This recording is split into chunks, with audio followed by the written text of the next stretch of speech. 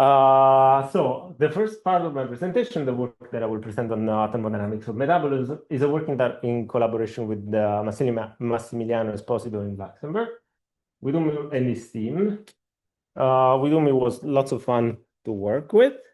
I hope I can share the fun I had. And in order to do so, I will start with thermodynamics and energy conversion, which is what I will relate to metabolism later on.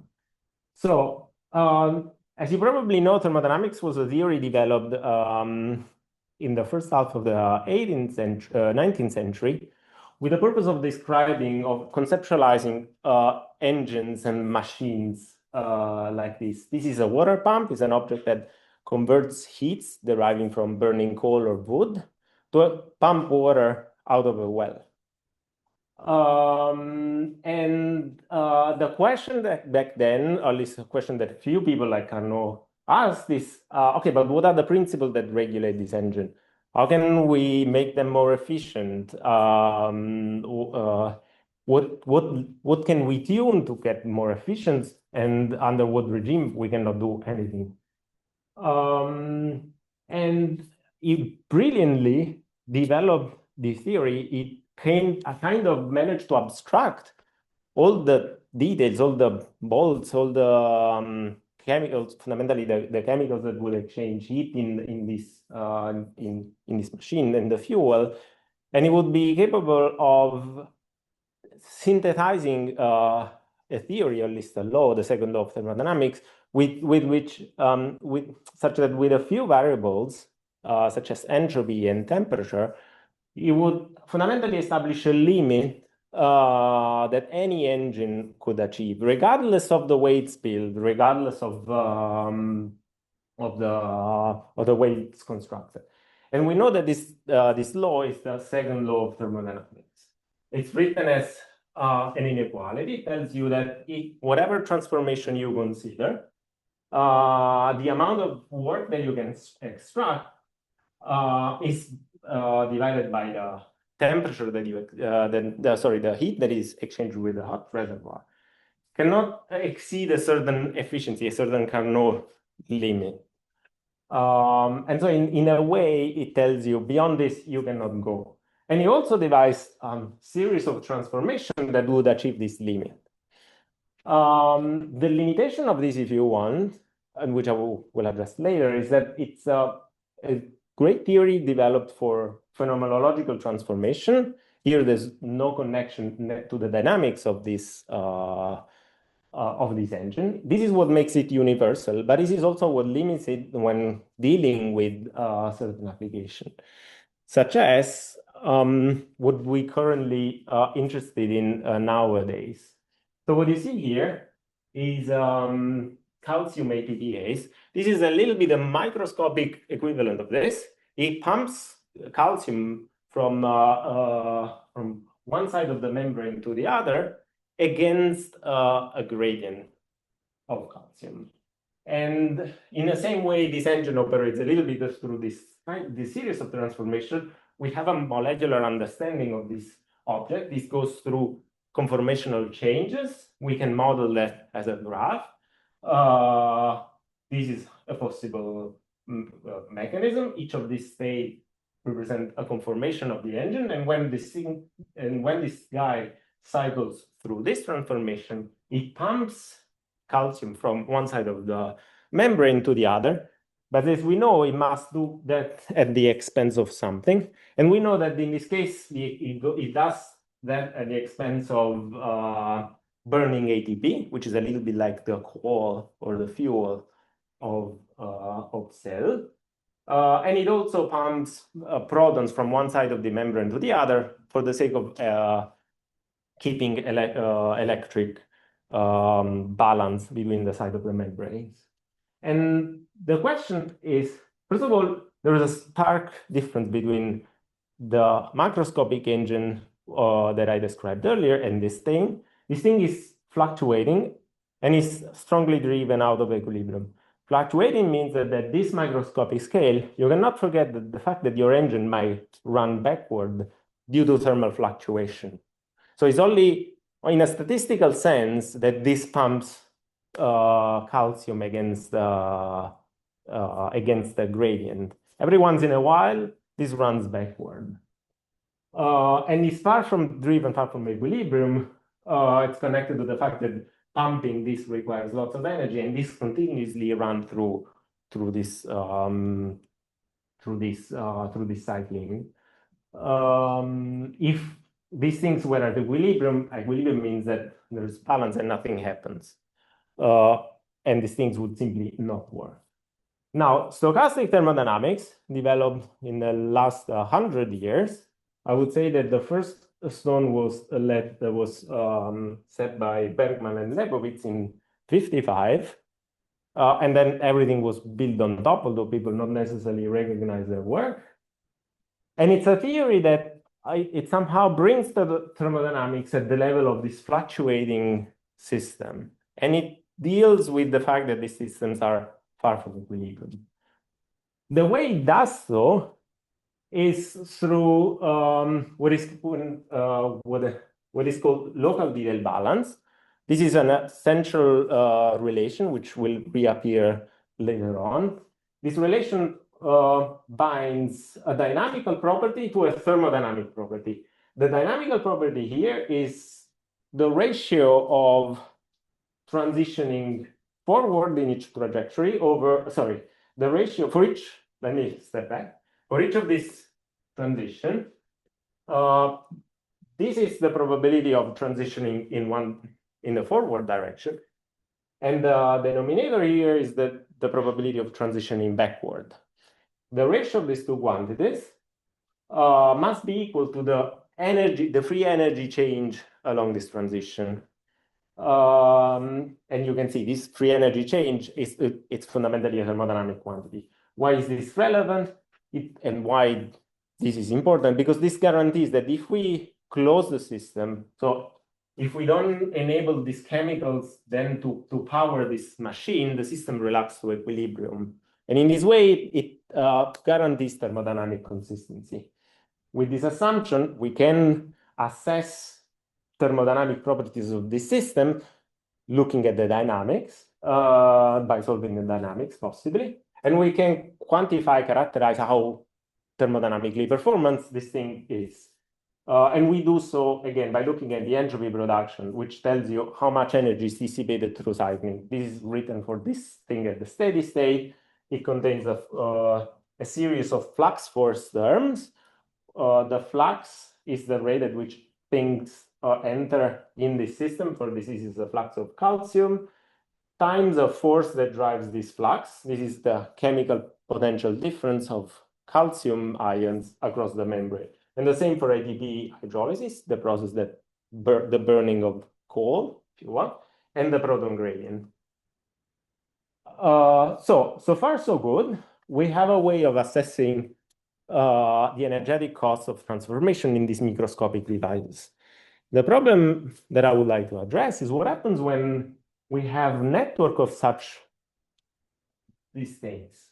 So what you see here is cellular respiration. This is a metabolic process that happens virtually in all cells of our body, and pieces of this metabolism happens virtually in all organisms on Earth. Each of these is a chemical.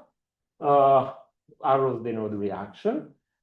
Chemicals denoted by, so this blob, it's simply chemicals that are exchanged with the environment, or there are chemicals that are kept at constant concentration, or that the cell regulate these chemicals elsewhere. For instance, water here, you can say that in a cell is almost constant. CO2 appearing, for instance, here is exchanged with the environment. And so these chemicals exchange that I mark by this blob power fundamentally this process and enable overall the conversion of sugar into ATP. I mentioned earlier ATP, and this ATP then can be used by the cell elsewhere to power its functioning. And so the question is, how do we address the performance of these things, given the fact that these are complex network of chemical reactions, The dynamics also is not a simple graph, as you can see here. There can be bimolecular reaction. So technically speaking, this is not a graph. This is a hypergraph. And as a consequence of this, also the dynamics is not necessarily linear as it's here. Here you write a master equation, and you solve the master equation, which is linear. Here you deal with normally with rate equation, which is non-linear in dynamics. And so how, first of all, can couple these things to a thermodynamic description through this, because of this? And how can then one assess the performance of these guys? Actually, yes, this is also what I briefly mentioned. Let me recapitulate. What these things does, because I will recover later. Let me clarify a little bit more in depth what are the challenges of assessing performance at this stage. This cellular respiration couples fundamentally two processes. One is glucose oxidation. Glucose comes from there, it's burned, is reduced to CO2. And this process is coupled to ADP hydrolysis. Normally, what one finds in textbook is that even the fact that this thing it still deals with 10 to 20 or 30 reaction, one can do the accounting by hand. So one can fundamentally chain reaction together stoichiometrically balanced. And in this way, what would one find in textbook through this accounting by hand, with this bookkeeping by hand, is an understanding of, let's say, the performance of this engine. These two processes are coupled together. For each glucose consumed, one produces roughly 20 to 30 ATP without necessarily looking at the dynamics through an empirical approach. The question, more precisely, that we'll address is first how to go beyond this accounting by hand, and the second is how to couple this to the dynamics in terms of rate equation. And if sorry. About the time scales, because some are really fast react, others slow. There are some reactions that typically set the time scale. There are those in which ATP hydrolysis is involved, but you may assume that all of this happens on roughly on the same time scale. It becomes a difference of time scale when you want to describe the way at which ATP or these molecules that are blobbed change. So ATP concentration or the protons, this change over long time scale. That's why we assume them constant here. We can safely assume that more or less in the time scale over which this process occurs, they are roughly constant. And the time scale is roughly minutes. So all of this, if I remember correctly, happened within minutes. This is within seconds and minutes. If I'm wrong, I'm happy if someone corrects me, because this is more an intuition that I have. Check. So, and this becomes especially important when one wants to go beyond the simple metabolic network that I showed you earlier. So what you see here is part of the process that I described earlier. This is glycolysis, the first part, and this is the DCA cycle. For reason the remaining piece is not described here. And so the question is, each of these nodes is a metabolite, and each of these arrows is, of course, a reaction. And so the question is, how can one go to this scale? Accounting by hand and doing this connection by hand as it is done in textbook here becomes intractable. And so I will address this problem. I will present you a theory of non-equilibrium thermodynamics that abstracts all these details, and it enables a quantification of the performance of this performance of metabolic processes despite the fact that the network might be complex or might involve hundreds of chemical reactions. And in particular, it will deal with the topology, that is an hypergraph. It will account for the nonlinear dynamics. And possibly, I won't cover this, but earlier I've described steady state, but this can be also extended to situations in which they're not steady state. For instance, when these machineries are built and they are brought to functioning, or what it means structuring chemical states such as aggregates of molecules or specific state in the cell. This is what I mean by transient dynamics. And I will present this theory again on this model, because I've already introduced this, because it's simple enough that it can, I fundamentally elucidate, clarify what this theory does. And so, first of all, we need to go beyond accounting things by hand. We need to a way to assess the fluxes. So the way these things does on the environment in a algebraic way or an algorithmic way, if you want. I give you a network and you tell me what the network does on the environment, on these blob machineries. And it turns out that this accounting, it can be done algebraically by looking at the stoichiometric matrix of this matrix, of the network. Now, the stoichiometric matrix is simply something that encodes the topology of this network. For each reaction, there's a column, and for each species, there's a row. And it tells me each reaction how many chemicals produces or destroys. Just to give an example, in this reaction, succinate goes to fumarate, there's gonna be a -1 for succinate and +1 somewhere for fumarate. Since things can go, so this can be possibly 2 if two of the same molecules are involved, or more than one entry for each reaction. So since this encodes the topology of the network, we can fundamentally extract information from it to assess how this network as such operates in the environment, to take chemicals from certain reservoirs of these molecules that are constant and transform into other ones. Check. So you're assuming that these reactions are in one way, right? Not that they're... No, they're both way. So yes, I should have said it. I am assuming that all reactions are reversible for thermodynamic consistency. Yeah. You don't assume that to say your formalism will be independent of the reaction, but you are encoding the reaction, the stoichiometric matrix. Yeah. You still need to know. Yeah, I need to know yes, I need to know. I need to know the topology. Yeah, otherwise I need to infer it.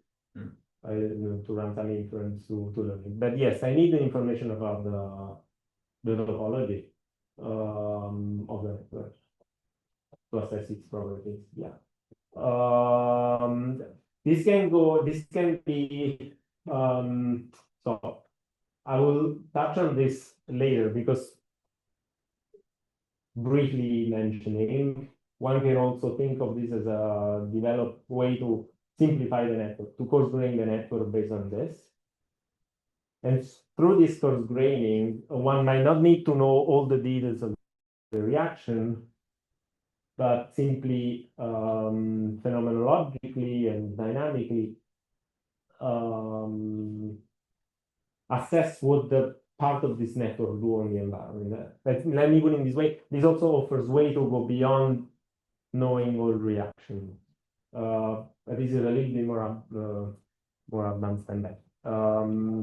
So if I have information about the topology, and I have through the stoichiometric matrix, I can interrogate algebraically its property, and in particular determine what are the conserved quantity and conservation laws.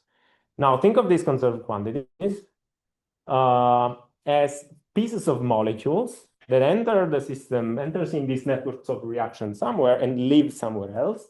Think of oxygen, carbon, for instance.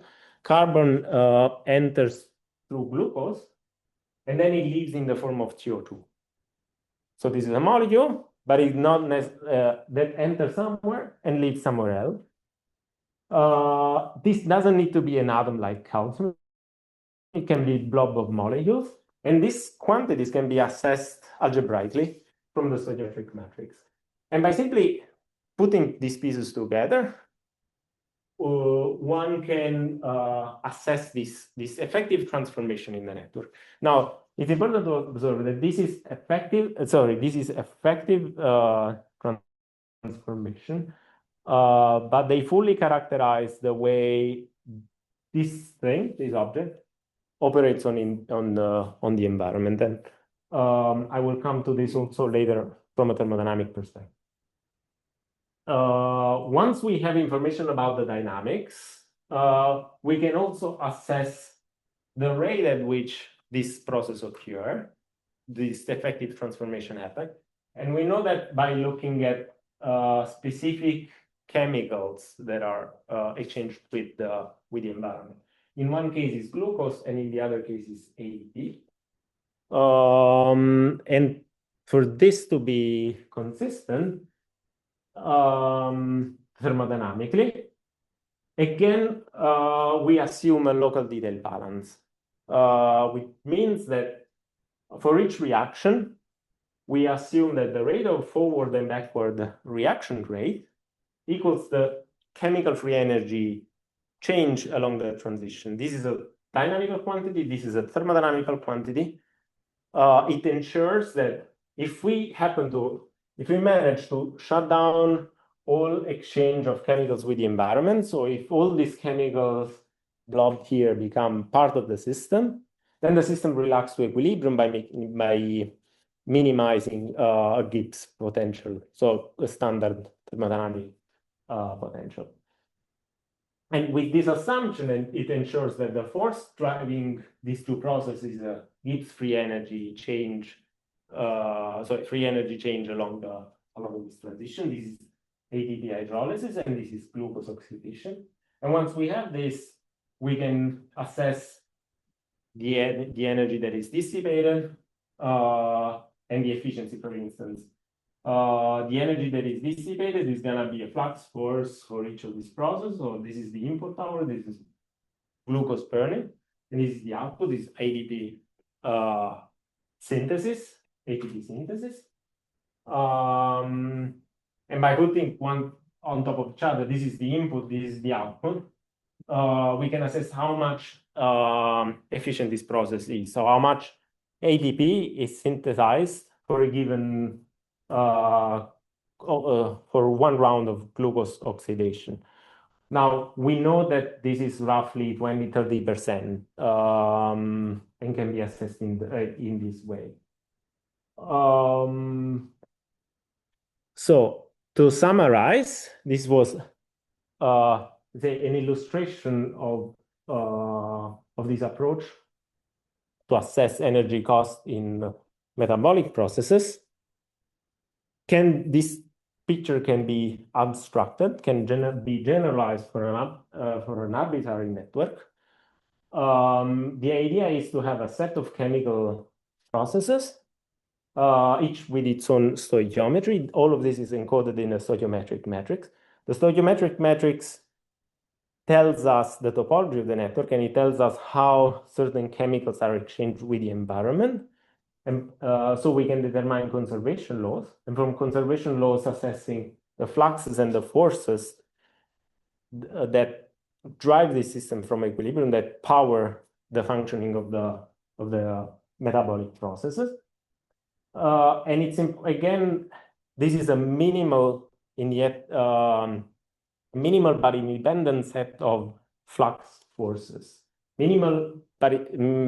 Minimal yet independent means that these fluxes and forces fully characterize the dissipation at steady state. So you don't need anything more to tell how much energy is dissipated, and you need all of them to properly assess the dissipation. I will stop here for concerning in the interest of time. I will stop here regarding the first part of my presentation. I will simply mention that this can be, first of all, generalized to a situation in which there is a transient dynamics. So here, what I assume is that the system is a steady state. If it's not a steady state, there are other terms that account for the energy exchanged with the reservoir when the system transitions from one non-equilibrium state to another non-equilibrium state, or from equilibrium to non-equilibrium. And the second thing that I will simply sketch is that this also offers a way to coarse-grain the network, building effective understanding of complex metabolic networks. For instance, here we could think of taking all these things and replacing it by this pathway here, this flux is here. But you need to do carefully if you want to still be able to assess the thermodynamic performance. But this theory somehow enabled to do this thermodynamically consistent in a way that if you're still interested in simplify the network and yet account for thermodynamic and have let's say a correct way of accounting performance and thermodynamic costs, you can do that. And on top of that, one can also build a circuit theory of chemical network. By circuit theory, imagine this. So this block here embedded in this network of chemical reaction, a little bit like a transistor in a computer. In a transistor, you don't describe how electrons flow or the semiconductor that is in the transistor. You simply have a machine that does a certain operation in the environment. And you can build a circuit theory analogous to what is electric circuit theory for network, based on the description that I gave you. But this is not my work. I simply mentioned as a later development of this theory. Okay, so what I would like now to do is to switch to another scale. Here I've mentioned the importance of metabolism and cellular process because they're important because they fundamentally enable cells to function. They're essential for cellular physiology, for microbes, for all cells, for our cells in our body, and so life is built on these chemical reactions. But it turns out that metabolism is also the way that microbes use to talk to each other and to interact with the environment. And this is the perspective that I will take in the second part of my presentation. This is work done in collaboration with Stan Leibler and John at Rockefeller University. Here I care to mention that I will present a few experiments. For the experiment, all the credit goes to John, with whom I had the privilege to work with. So let's first of all clarify what I mean by metabolism shapes ecological interaction and why this is important. So what you see here is a sort of Vinogradsky column. This is a very beautiful experiment. First done in the second half of 19th century by Vinogradsky. He had this very simple idea. Let's take mud from a pond. Let's put it into a tube together with some scrap paper to provide for carbon and other chemicals. And then we cap it, so to create a closed system or close to exchange of chemicals, and then see what happens. Now, over the course of a few weeks, this mud will sort of self-organize or separate into these sort of regions of this is clear water, this is darker, and these other colors, and so on and so forth. And what Vinogradsky argued is that, okay, different microbes that are found in the pond, depending on their metabolic needs and depending on their physiological needs, maybe some like to live with oxygen, some without oxygen, will self-organize, will find their niche in the column, So that at the end of a couple of weeks, one sees a self-organization, a self-organization of this column. Why this is connected to metabolism? I allow myself to give you a cartoonish representation of this process.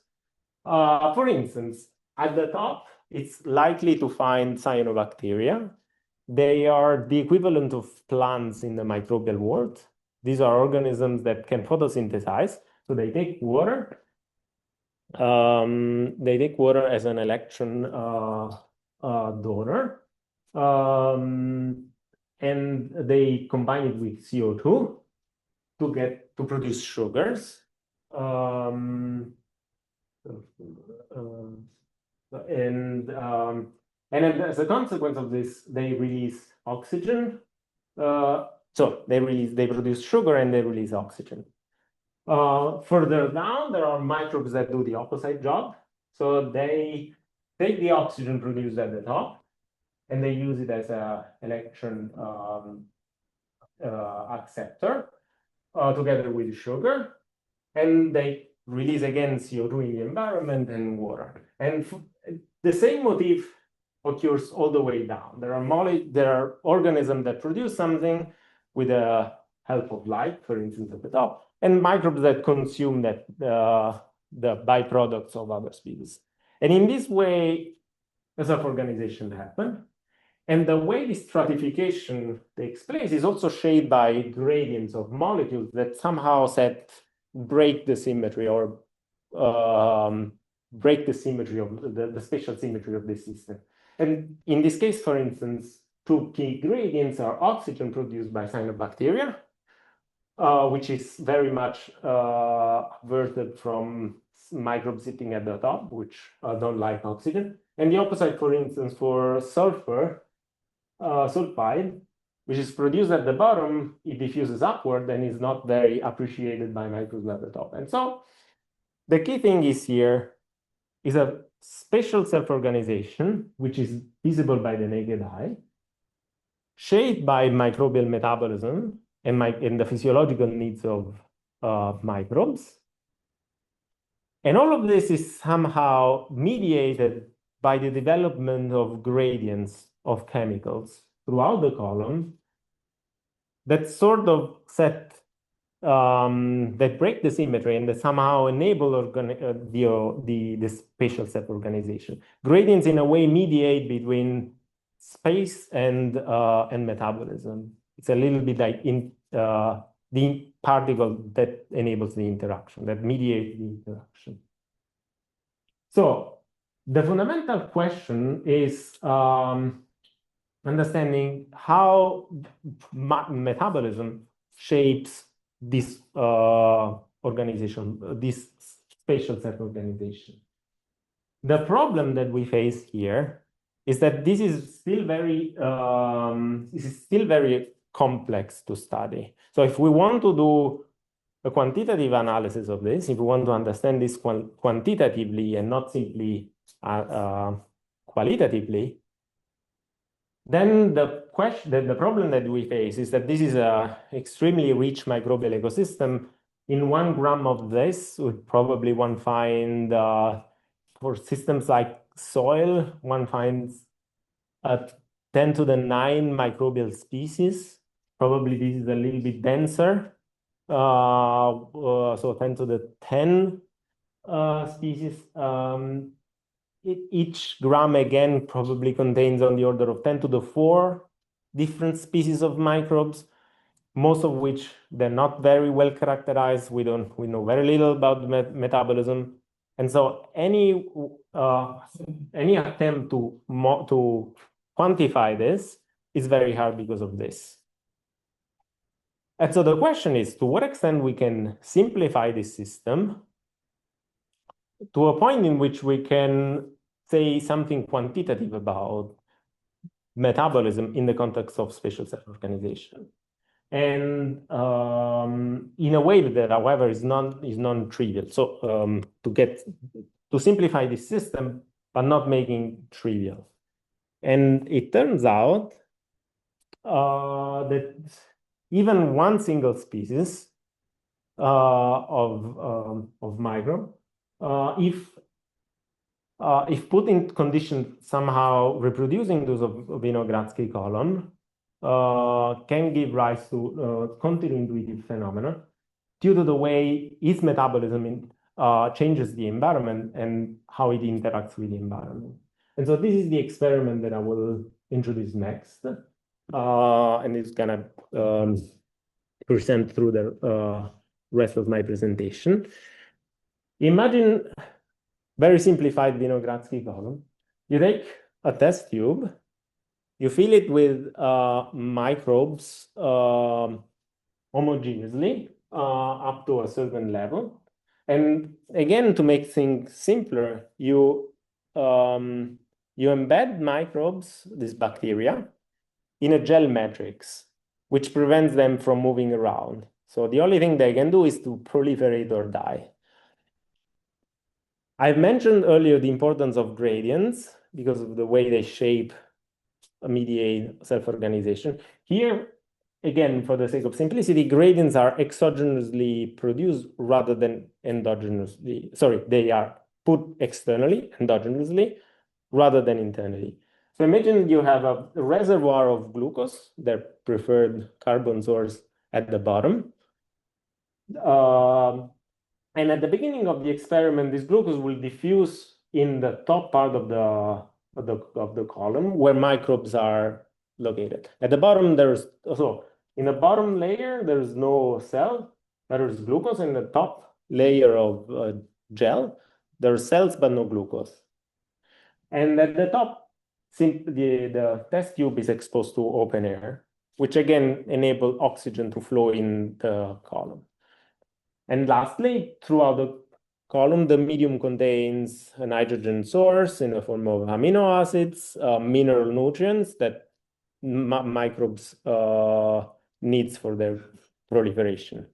Now, to give you a little bit of context, nitrogen containing amino acids, phosphorus, they are essential for life because it's elements, it's resources that cell use to build proteins, DNA, and all sorts of machineries.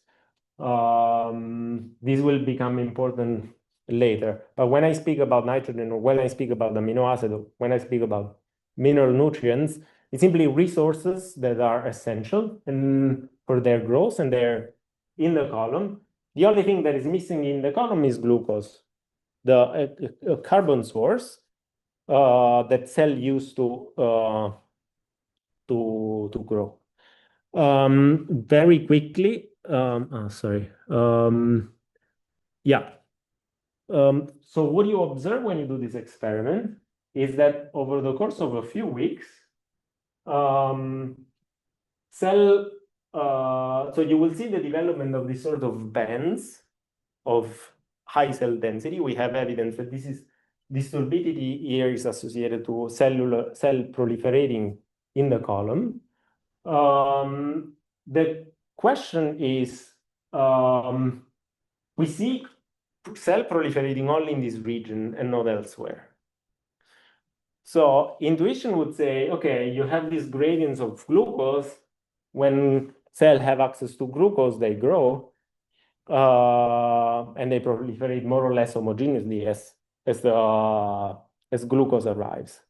But rather what they do is that they grow in some region and not elsewhere. And so the question is, what happens? Why this phenomenon? And how is it connected to what microbes do metabolically? Now, before I move on, I would like to just take a break and make sure that at least the setup is clear, because otherwise what comes next is hard to grasp. So, yeah. Question. You started saying that the bacteria don't move. Yes. But if the bacteria at the bottom and you have proliferation region at the top, then it means that they moved up. No, sorry. Here they're homogeneously at the same time at the beginning. Here they're homogeneously. Whole top part. Yeah, they're homogeneously. Yeah. So simply here they don't grow, here they don't grow, here they don't grow. Over weeks, they start to grow. So 2 days, they start to grow here, and then they have grown, and then so the medium becomes turbid. After 10 days, you see that they start to also grow in this region. What is the diffusion speed of glucose in the medium? Let's say that after a couple of days, it reaches through, let's say, on the order of days, it reaches the top. This is the time scale of glucose diffusion in this system. Check? Okay. So just why is this anyway relevant? I would argue that it simplifies. This is a system that simplifies to a bare minimum Vinogradsky column. So it enables somehow to assess quantitatively, because these things can be measured, they can be assessed, how much microbes respond to their environment through their metabolism. I will come to that in a second, but with a very streamlined system in which gradients are exogenously generated, glucose and oxygen at the top. And the system microbially is super simple. It's just one microbe. So there's no cross-feeding or all sorts of chemical warfare that microbe can engage against other species of microbe. This is one species, and it doesn't work only for one species. So it works across different microbial species. Are you replenishing the glucose? No. This is a transient dynamics. You prepare it at the beginning, you let it go, and after 2 weeks you get there. So it's very much a transient phenomenon. So the gradient in glucose is also changing over time. What do you mean by gradient changes over time? In the beginning, there is no gradient. In the beginning, there is just okay. glucose Yes. at the bottom and Okay. glucose at the Yeah. top, and then you get this. And at some point, the gradient it will start diffusing up, and at some point, you will get a gradient, and then all the sugar will be consumed, and then. No, the sugar will not be consumed. Think of it as a reservoir. It will never be consumed totally. But yes, it's a transient. How can I do that? Maybe use the flat for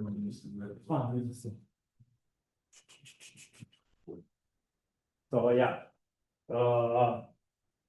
at the beginning, this is the concentration of glucose, and then just like this. So if you mean by this that the gradient changes, yes.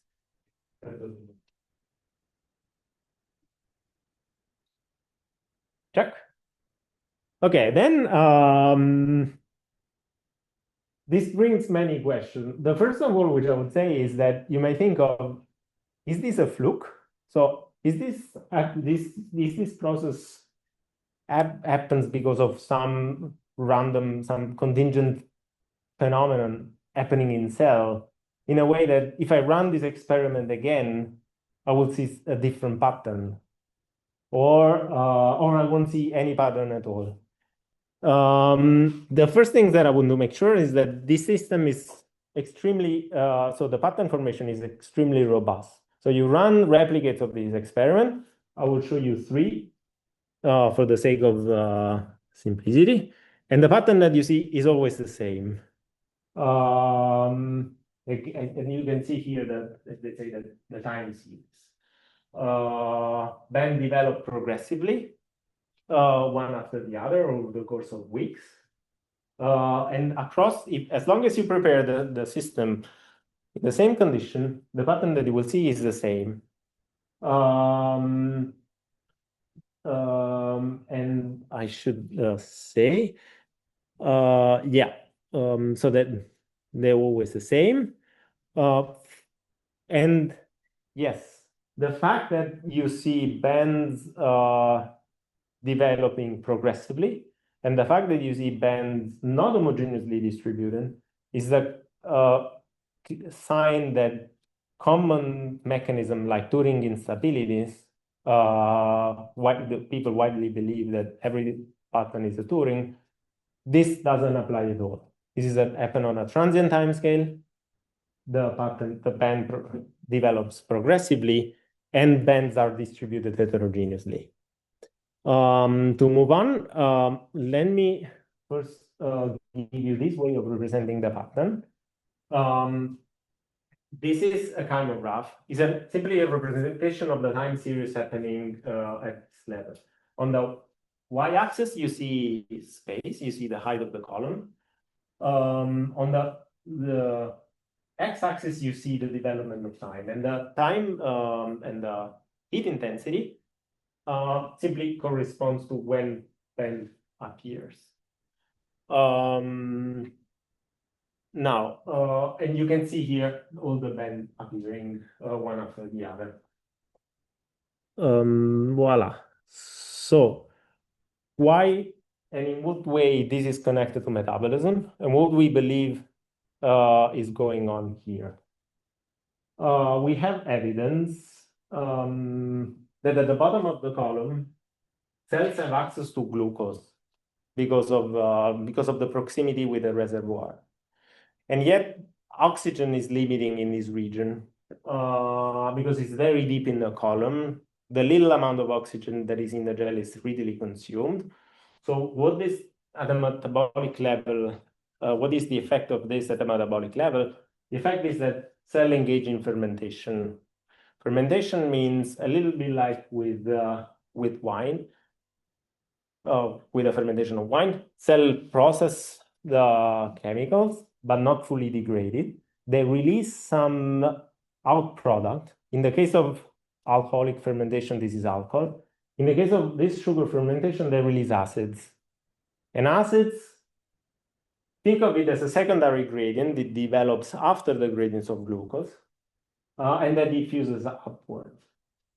On top of the column, instead, cells have access to glucose, have access to oxygen because of the proximity with the top layer, but they don't have a glucose available. As I mentioned earlier, you asked, glucose becomes available after 2 days, and yet cell at the top grows very prominently earlier on.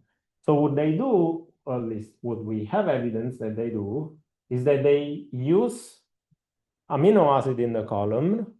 Amino acid are the molecules that contains nitrogen, and that so they take the carbon from the amino acid, they strip the nitrogen that they don't need, and they use the amino acid as a carbon source in absence of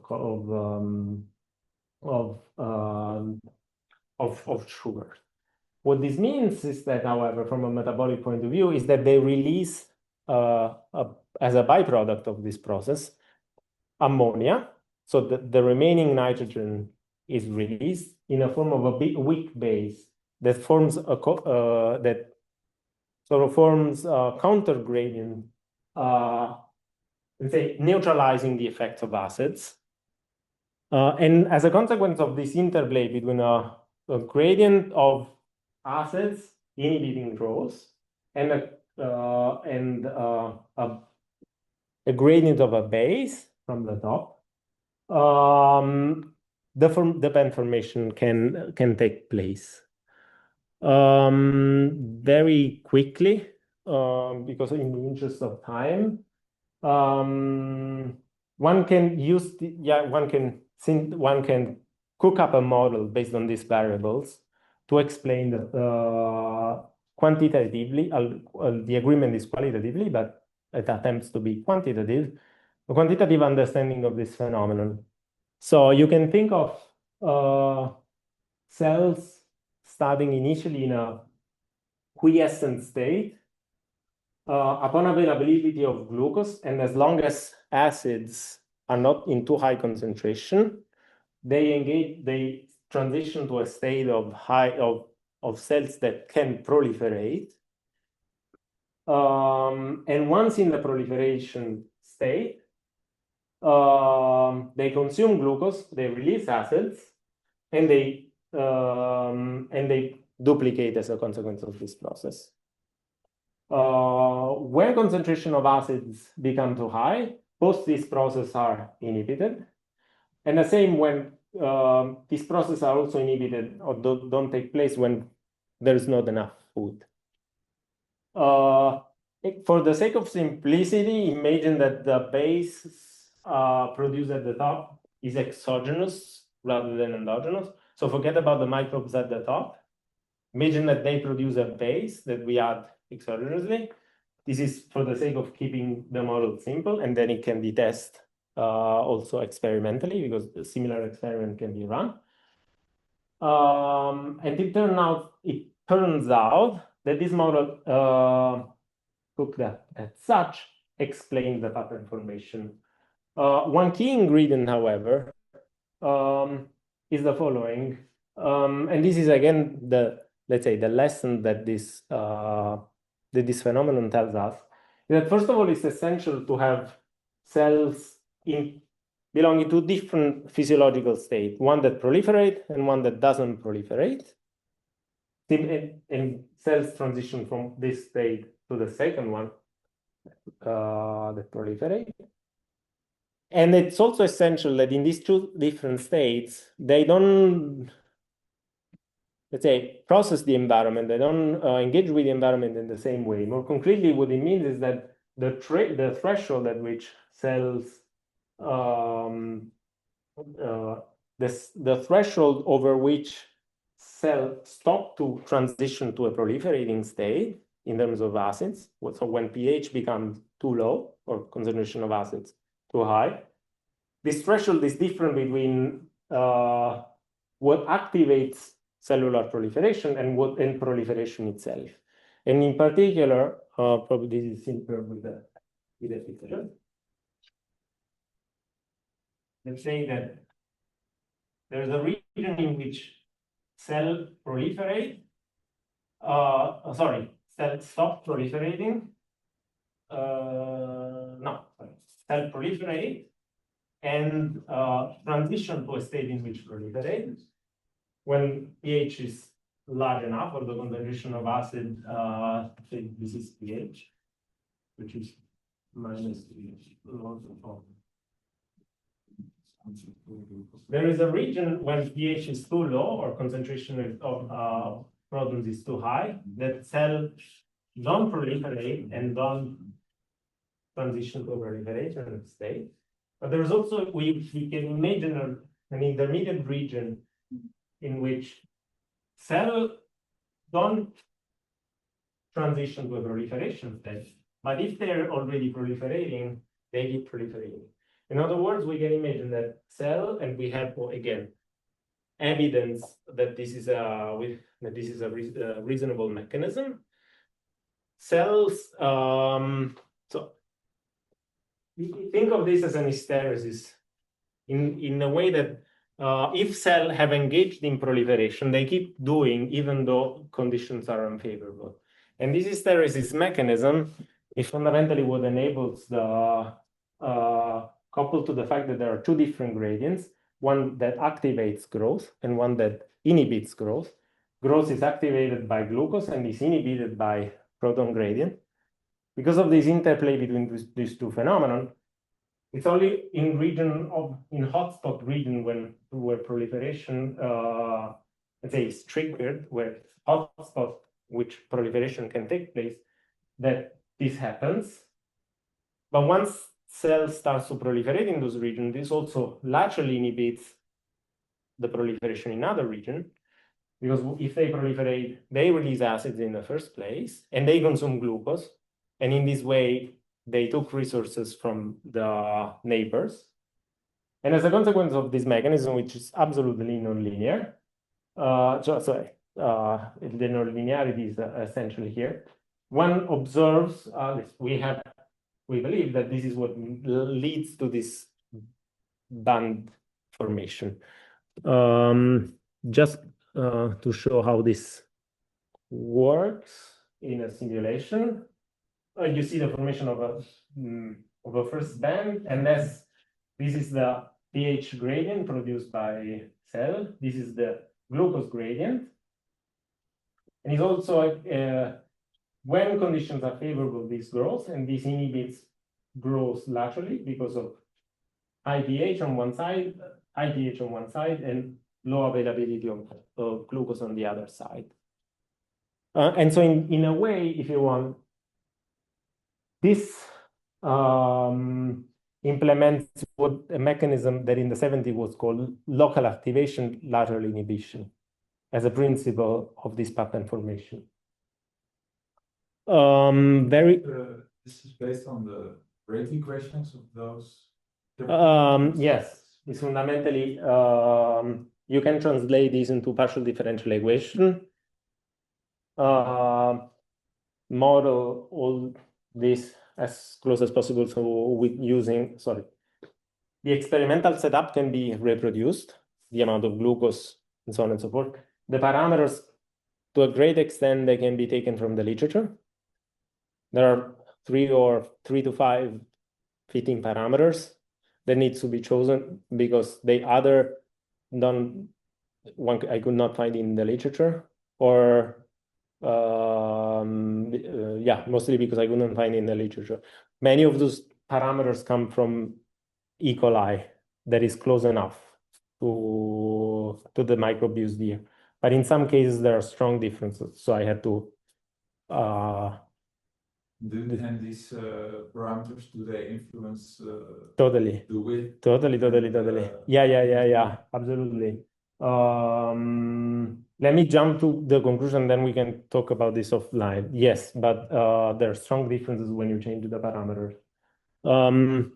Very quickly to conclusion, in the same way, this, so first of all, why should anybody care about this phenomenon?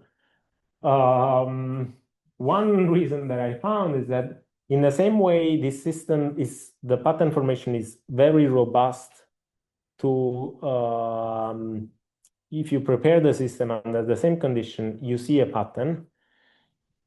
The question is, what happens if you change the condition? You change the medium, you change the concentration of nutrients in the medium, you change the concentration of glucose at the bottom, you change the nitrogen source. What you end up observing is a plethora of different patterns.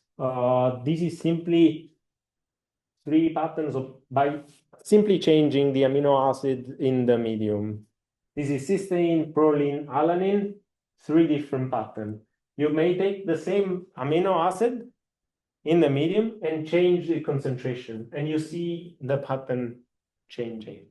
You may, probably here, you may take metabolism of the cell and hack it by shutting down certain reactions, and you end up observing a different pattern. And so in a way, this pattern, think of it as a radiography, something that you can think of it as a way of looking at metabolism by the naked eye, because you can tweak many parameters and you have a macroscopic phenomenon that is sensitive to all these parameters. And so in a way, you can think of it as a model system to study how microbes chemically interact with the environment, and engage into self-organization phenomenon. But the consumption of ATP and ADP rate is constant. It's Uh, also varying. no, okay, sorry. Let me clarify. This is, I apologize, I was too quick. This is a metabolic process happening in Serratia. It's the way, Serratia is the microbe that we use for this experiment. And it's of this kind. It's its own fermentation pathway. What I mean by here is that I can, shut down this reaction through knockout mutants. So develop strains of this microbe that they cannot do this. And so their metabolic pathway is different. And they, in the pattern, end up being like this. We have an explanation for this, compatible with the model that we developed. Does it mean there's a buffer channel? No, they produce their own ITP. So actually, No, I mean, so you knock out something, but this just means you shut down one pathway. This is like alternative pathway. yeah. Yeah. There are alternative pathways, sorry. Yes, there are alternative pathways. Indeed, they end up producing more ethanol and less of this metabolite. Did I get the question? Because I'm not 100% sure. And so, yes. So to summarize, How distinct are these patterns? Like this, because you argue that one could actually tell from this pattern what's going on. yes, exactly. This is Is it possible to really quantify the difference between? I mean, some of these patterns look quite similar to naked eye, of course. yes, they look very similar, and to what extent they can resolve cellular metabolism is an open question, and we would expect that this is a low-dimensional representation of metabolism. So at some point we won't be able to do that, and yet linking the two things is a question that I find relevant, if you want. Linking this, because if you think of it, this is very much something that you have a microscopic phenomenon. These are that have a macroscopic effect. This is very much an emergent phenomenon of physics that is tunable by tweaking microscopic feature. To what extent one can go back? To a certain degree, I believe it's possible. But I would first start from developing let's say the way forward. So with a given microbe, with a given metabolism, what is the pattern in a given environment? What is the pattern that it will generate? Once we have this mapping, when we have an quantitative understanding, we can go backward. The model that we developed at this stage is qualitative. It reproduces feature of the pattern. For instance, this phenomenon here, it can be reproduced. I won't go into the details unless you're interested in offline, but it can explain this phenomenon. But the agreement remain qualitative. So it can tell us how this changed qualitatively, but not precisely where bands occur in space and time. So. And you also started, Sure. started with this figure where you had different micro colonies, like test tube or like. Yeah. But now you're talking about like this different cell states, right? Yeah. But you are not addressing that question of different cell columns, like microbial colonies in this column, or are you? No. No, this is again, and so for me, the Vinogradsky column is a great example of how metabolism shapes ecological interaction. Because you have this interplay between different microbes. But as I argued, it's a little bit hard to get quantitative results out of that. Now people building on this are going back to Vinogradsky. This is, if you think, is the opposite of spectrum. So there's Vinogradsky, 10 to the 4 species, super complex, we know nothing. And this is the opposite example. One species, everything under control, that gives non-trivial phenomenon, that result in something non-trivial. And then one can start to build in between. People, as far as I know, they're now building this version of the experiment with few microbes, not 1, 2 or 3, but somehow links between the two. It's a little bit of a things go step by step, but yes. Sorry that I apologize that it took me significantly longer than expected. But so I want to address that for me, the key ingredient of Vinogradsky were metabolism and gradients.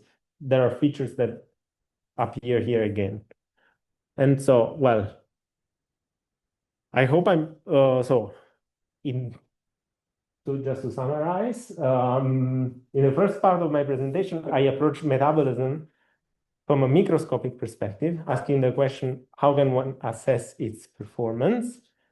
And I presented a theory that enables an algorithmic assessment of energetic cost in metabolism, and it does so building on a theory of non-equilibrium thermodynamics for nonlinear and driven far from equilibrium chemical reaction network. And in the second part, I hope I managed to convey my fascination for this phenomenon.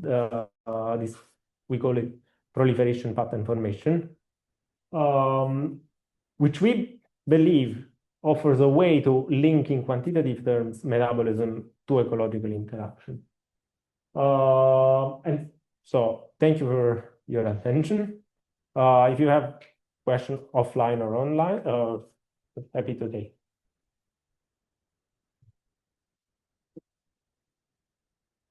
Any question? Well, yes, I guess. Thank you for the talk. So I was just wondering about your. By the way, if you won't believe, I mean, I can go only for a long time. But, yeah. If it's short and then you go afterwards. Yeah. So in your PDE simulation, you're not treating different reaction networks. You just assume that the bacteria is converting sugar into energy. Yeah. And how well does this depends on the amount of base and acid and the amount of sugar and oxygen available. But so what I was thinking when I saw you pitch for the first time is you're going in the direction of saying, well, each of these different bands that we see highlights a different pathway that's activated. But in your PDE model, at least I was looking for this, what you were saying, when your PDE model, you don't address different pathways, do you? No, I apologize. Yeah. Yeah, great that you caught it. Let me put it in this way. Maybe I have the.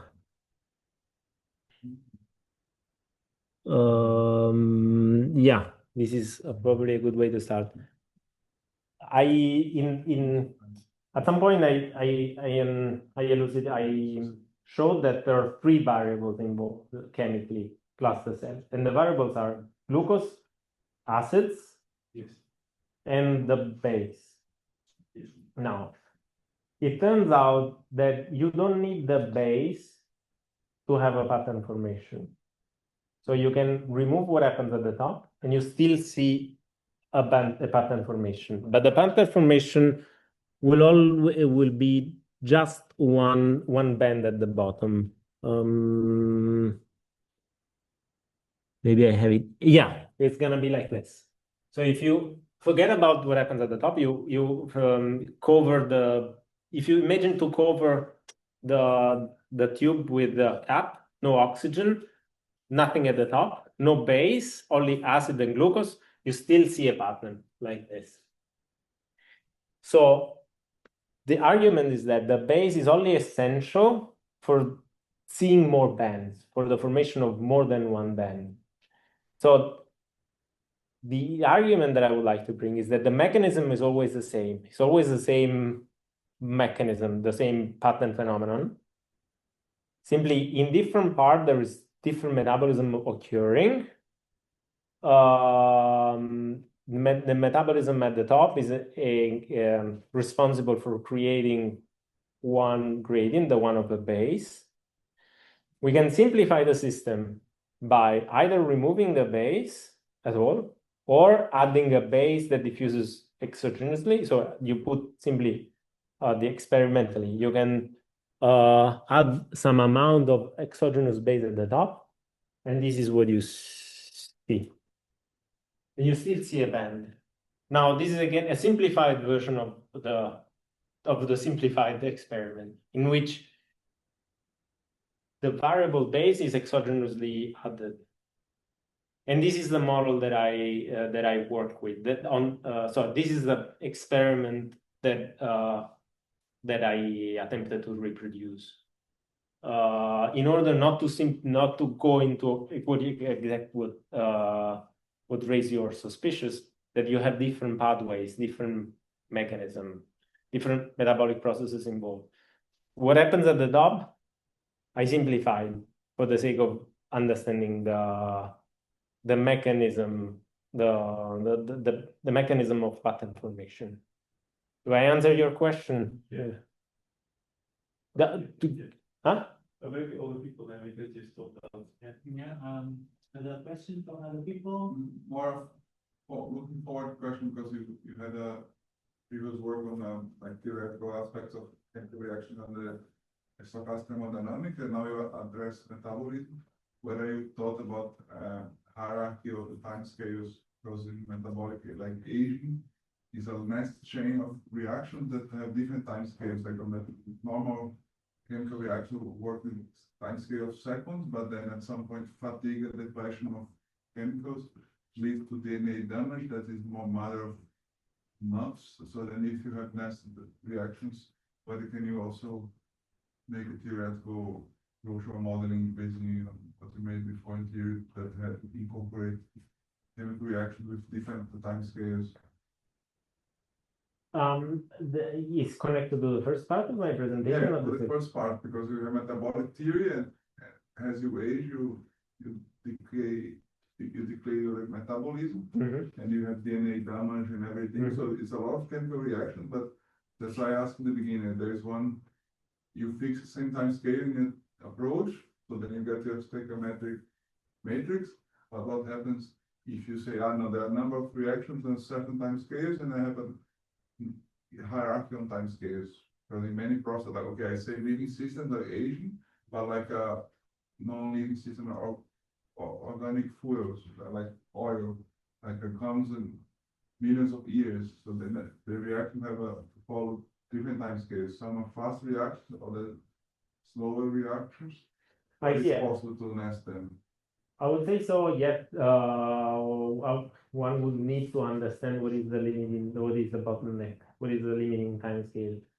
So the way I would approach your problem, so if I understand, first of all, your problem is you have different chemical processes occurring on different time scales that can even be separated. So something happens, then it stops, and then something else happens. For instance, in cross-feeding, one microbe produces something, and then another microbe consumes that something. And so you have spatial and temporal separation between the two different processes. Okay. What I would do is to understand, first of all, whether they link somehow through time. So if the metabolic processes peak, if ordered, so forgetting about the spatial temporal separation, if there is a chain of reaction that connects them, and then assessing again with the help of experiments or intuition or literature, what is the limiting time scale? If one thing is very slow, that will determine fundamentally the overall time scale of the process. Like in the same what you mentioned, in the case of oil, this is a process that to build such an amount of oil, it took millions of years. But yeah, do I address the question? I would say it is very much depending on the phenomenon that you're looking at. The theory that I presented enables to tell you simply forgetting about this time scale, whether something can happen in the first place, and then with the help of understanding the time scale with additional information about the dynamics of the time scale, you can assess the overall time scale by looking at the slowest one. I don't see any online question. So, has a question in the room? If not, so let time make our